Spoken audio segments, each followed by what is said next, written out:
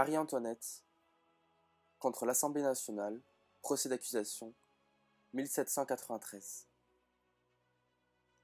L'accusation.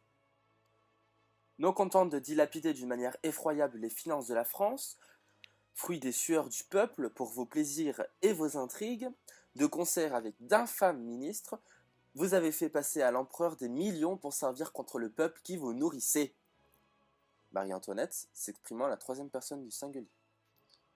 Jamais, elle sait souvent qu'on s'est servi de ce moyen contre elle, qu'elle aimait trop son époux pour dilapider l'argent de son pays, que son frère n'avait pas besoin de l'argent de la France, et par les mêmes principes qu'il attachait à la France, elle ne lui en aurait point donné.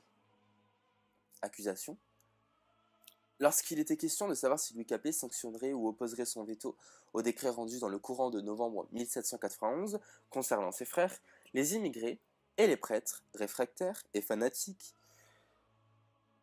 ce n'est pas elle qui a déterminé Louis Capet à opposer son veto à ces décrets, Marie-Antoinette, que son époux n'avait pas besoin que l'on pressât pour faire ce qu'il croyait de son devoir, qu'elle n'était point de conseil, et que ce n'était pas là que ces sortes d'affaires se traitaient et se décidaient.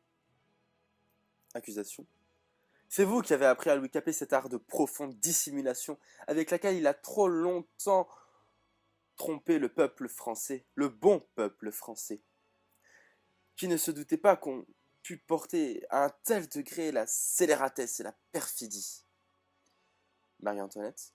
Oui, le peuple a été trompé, il l'a été cruellement, mais ce n'est ni par son mari, ni par elle. Accusation.